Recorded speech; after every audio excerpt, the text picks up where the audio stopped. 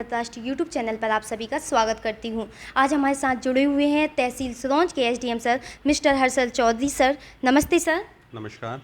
सर्वप्रथम सवाल मेरा सर आपसे ये है कि आपकी जर्नी कैसे शुरू हुई? मैंने इंजीनियरिंग की हुई है माइनिंग से, और कोल इंडिया में मैं कार्यरत था एज डिप्टी मैनेजर। उसके बाद अचानक से रुझान सिविल सर्विसेज की तरफ हमेशा से था, तो एक समय में प्रिपरेशन स्टार्ट की और 2018 का पीएससी एग्ज़ाम मैंने दिया था। उसके बाद 19 में सिलेक्शन आ गया और उसके बाद से मैं सिविल सर्विसेज में ही हूँ। तो मेरी जर्नी कुल मिला के इंजीनियरिंग, उसके बाद जॉब, और जॉब के साथ साथ प्रिपरेशन के बाद सिविल सर्विसेज की है। जी सर, जैसा कि सर आपको विदित है कि सिरौंज की पॉपुलेशन डेंसिटी बढ़ रही है, जिसके कारण स्वास्थ्य ढांचा, रोजगार, बेहतर शिक्षा के सुचारू क्रियान्वयन में समस्याओं का सामना करना पड़ रहा है। तो आप इसके लिए किस प्रकार की सिटी प्लानिंग के लिए कार्य कर रहे हैं? किसी भी टाउन में जो वर्तमान में या तो नगर परिषद है वो अग्रसर होता है नगर पालिका की क्षमता को पाने की ओर, जो नगर पालिका है वो नगर निगम की क्षमता की ओर बढ़ता रहता है, और इस प्रकार नगर निगम और बड़ी सिटी की तरफ बढ़ता है। शासन के द्वारा हमेशा जो योजनाएं हैं, जो प्लानिंग है, वो इस हिसाब से होती हैं कि उस पॉपुलेशन डेंसिटी को एब्जॉर्ब करने के लिए कैपेसिटी बिल्डिंग का काम किया जाए। इसी प्रकार सिरौंज में भी आपने देखा होगा कि क्योंकि आउटवर्ड एक्सपेंशन हो रहा है, तो उस हिसाब से गवर्नमेंट बिल्डिंग्स, उस हिसाब से सीएम, अगर एजुकेशन की बात करें तो सीएम राइज स्कूल, अगर कॉलेज की बात करें तो यहाँ पे एक डिग्री कॉलेज तो है ही, साथ में पॉलिटेक्निक कॉलेज है, आईटीआई है। इसके अलावा भी कॉलेज लाने का प्रयास हो रहा है।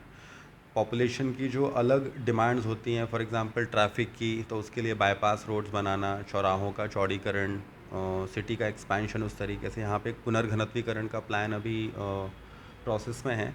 रीडेंसिफिकेशन होने के बाद आपको मुख्य बाज़ार काफ़ी बदलाव उसमें देखने को मिलेगा। इसके अतिरिक्त जितने भी आयाम हैं, अलग अलग डिपार्टमेंट्स के द्वारा अपने अपने कार्यक्षेत्र में काम किया जा रहा है। May it be PIO, PWD, health department हो गया, हमारा पुलिस व्यवस्थाएं हो गई, नगर पालिका हो गया, पेयजल से लेके स्वास्थ्य से लेके हर एक चीज़ में विकास का कार्य लगातार चालू है। जी सर, जैसा कि हाल ही में पतरिया थाना के अंतर्गत 13 वर्षीय लड़की के साथ जो गैंगरेप जैसी घटना ने प्रशासन की कमजोरियों को उजागर किया है, तो इस संबंध में आपने इस तहसील के अंतर्गत बालिकाओं एवं महिलाओं की सुरक्षा के लिए किस प्रकार के कदम उठाए हैं? निश्चित रूप से शासन के द्वारा जो कानून बनाए गए हैं उनका कड़ाई से पालन तो करवाया ही जा रहा है। बाकी सिरौंज में और प्रदेश में भी पूरा एक ज़ीरो टॉलरेंस नीति अपनाई जाती है। अगर उदाहरण के तौर पे हमारे पास कोई दस्तयाबी के मामले आते हैं तो उसमें लगातार सर्च वारंट जारी होते हैं, और पुलिस बहुत तत्परता से दस्तयाब करके उस महिला को लाती है, उस पीड़िता को लाती है, और उसकी सुरक्षा का ध्यान रखा जाता है। साथ ही साथ जो पब्लिक प्लेसेस हैं उनको वेमेन फ्रेंडली बनाया गया है। हमारे यहाँ किसी भी गली में स्ट्रीट लाइट्स की फैसिलिटी, टॉयलेट की फैसिलिटी, इस तरीके की जो वुमेन एम्पावरमेंट के लिए जो जो फैसिलिटीज़ हम दे सकते हैं वो निश्चित रूप से दी जाती हैं। किसी भी प्रकार की कंप्लेंट आने पे पुलिस के द्वारा लगातार कार्रवाई की जाती है। पुलिस को उसके लिए निर्देशित भी किया जाता है जिला से पुलिस अधीक्षक महोदय के द्वारा, अन्य वरिष्ठ अधिकारियों के द्वारा।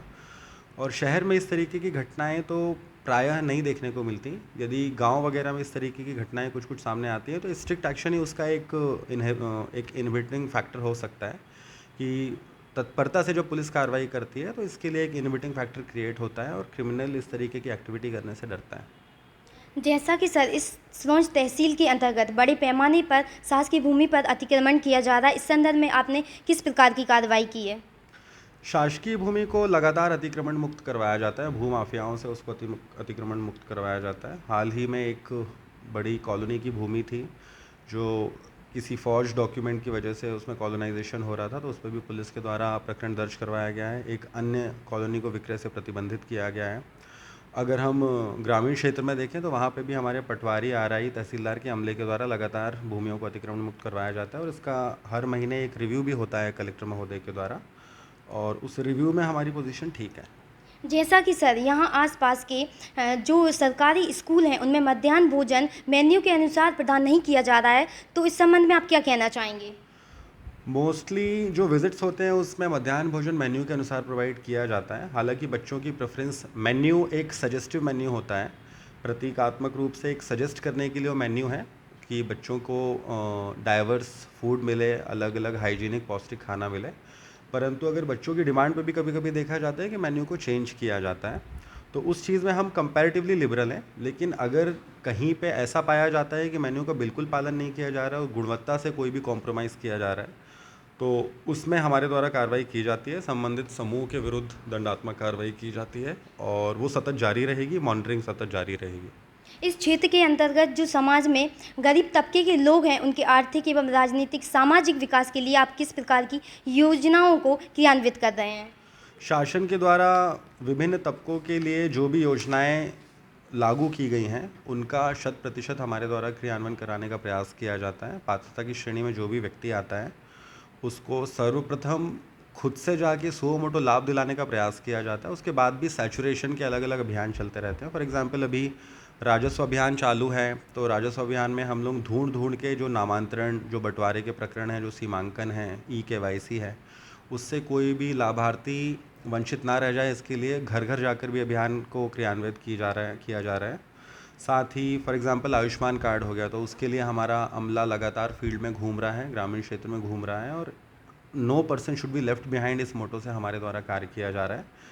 अब चाहे वो कोई भी योजना हो, उसके लिए हम सतत कार्य कर रहे हैं। जन सुनवाई का कार्यक्रम हर मंगलवार को होता है, उसमें भी बहुत से लाभार्थी आते हैं जो किसी न किसी लाभ से वंचित हैं, तो उनको तत्काल सहायता दी जाती है। जी सर, आपका बहुत बहुत धन्यवाद।